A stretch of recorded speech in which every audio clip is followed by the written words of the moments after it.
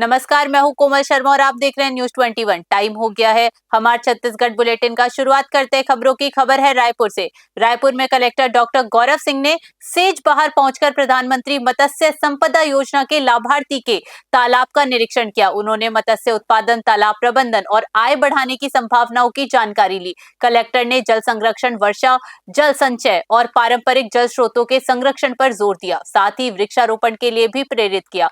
निरीक्षण के दौरान जिला पंचायत सीईओ कुमार विश्व रंजन और एसडीएम नंद कुमार चौबे मौजूद रहे। रायपुर से ब्यूरो रिपोर्ट।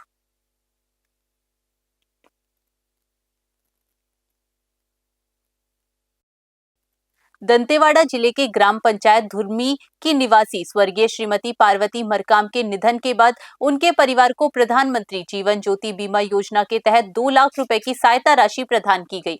नामांकित हितग्राही श्री भीमा मरकाम को कैनरा बैंक भांसी शाखा द्वारा चेक सौंपा गया। चेक और बैंक की टीम के सहयोग से क्लेम प्रक्रिया समय पर पूरी हुई। इस अवसर पर जनप्रतिनिधियों ने योजना से जुड़ने की अपील की। दंतेवाड़ा से ब्यूरो रिपोर्ट। भारत मंडपम में आयोजित एआई इम्पैक्ट समिट में छत्तीसगढ़ का स्टॉल आकर्षण का केंद्र रहा। राज्य ने Chhattisgarh driven by intelligence theme के तहत एआई क्षमताएं और डिजिटल इंफ्रास्ट्रक्चर प्रदर्शित किया। नवा रायपुर में प्रस्तावित देश के पहले एआई डेटा सेंटर पार्क की जानकारी दी गई। मुख्यमंत्री साय ने कहा कि ये पहल डिजिटल नवाचार और उच्च तकनीकी निवेश को नई गति देगी। रायपुर से ब्यूरो रिपोर्ट। छत्तीसगढ़ के उप मुख्यमंत्री विजय शर्मा ने अवैध प्रवासियों के मुद्दे को राष्ट्रीय सुरक्षा से जुड़ा गंभीर विषय बताया। उन्होंने मोहन भागवत के बयान का समर्थन करते हुए कहा कि देश हित में सख्त कदम उठाना जरूरी है। शर्मा ने विशेष रूप से पश्चिम बंगाल में कठोर कार्यवाही की मांग की ताकि कानून व्यवस्था मजबूत हो और देश की आंतरिक सुरक्षा सुनिश्चित की जाए। रायपुर से ब्यूरो रिपोर्ट। अपने रहते उन्होंने झीरम में हुई घटना के संदर्भ में कुछ किया नहीं। अपने रहते उन्होंने अपने झीरम में, मैं तो छत्तीसगढ़ का हमेशा कहता हूं कि छत्तीसगढ़ का नेतृत्व समाप्त हुआ है, परंतु वो कांग्रेस के नेता थे, हम सबको ध्यान है। मैं हर बार जब जाता हूं तो वहां खड़े होकर प्रणाम करता हूं और ये कहता हूं कि आपके साथ जो हुआ है उसको ये वीर जवान हमारे अपनी भुजाओं की ताकत से ठीक करेंगे। इसका दंश किसी के मन में आगे न रह जाए, इसकी चिंता करेंगे। वो कुछ ना कर पाए इसलिए ग्लानि है उनके मन में। वो कुछ ना कर पाए, कमिश्नरेट बनाने की बात नहीं कर पाए, उसकी ग्लानि है उनके मन में।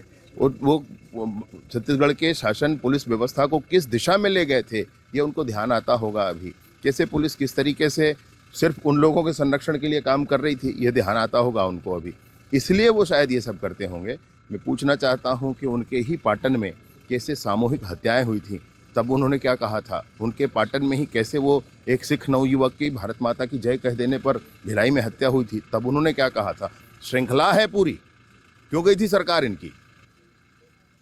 रायपुर में महिला पॉलिटेक्निक कॉलेज में संवाद से समाधान कार्यक्रम आयोजित किया गया। DCP central zone Umesh Prasad Gupta ने छात्र छात्राओं को साइबर सुरक्षा, ऑनलाइन ठगी से बचाव, फर्जी लिंक और ओटीपी साझा न करने संबंधी महत्वपूर्ण टिप्स दिए। अतिरिक्त पुलिस उपायुक्त तारकेश्वर पटेल ने कमिश्नरेट की कार्य प्रणाली समझाई। एसीपी अधिकारियों ने नशा मुक्ति, हेलमेट, सीट बेल्ट उपयोग और यातायात नियमों के पालन पर जागरूक किया। कार्यक्रम में खुला संवाद कर विद्यार्थियों की जिज्ञासाओं का समाधान किया गया। रायपुर से bureau report.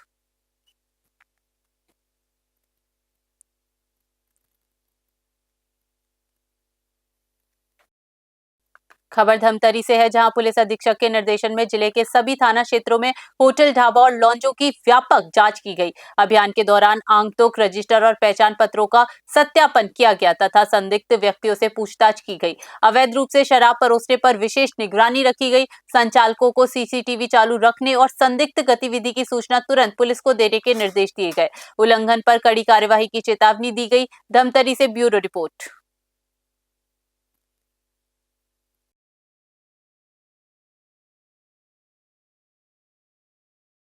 Raipur police commissionerate के निर्देश पर थाना सिटी कोतवाली पुलिस ने फतेह शाह मार्केट में गुंडागर्दी करने वाले वसीम खान उर्फ मम्मा को गिरफ्तार किया। आरोपी ने नशे के लिए दुकानदारों से जबरन पैसे मांगे और विरोध पर गाली गलौच व मारपीट की। पुलिस ने अपराध क्रमांक 68/26 दर्ज कर उसे न्यायिक हिरासत में भेजा। पुलिस के अनुसार आरोपी हिस्ट्री शीटर है और उसके खिलाफ पूर्व में 8 आपराधिक मामले दर्ज है। रायपुर से ब्यूरो रिपोर्ट।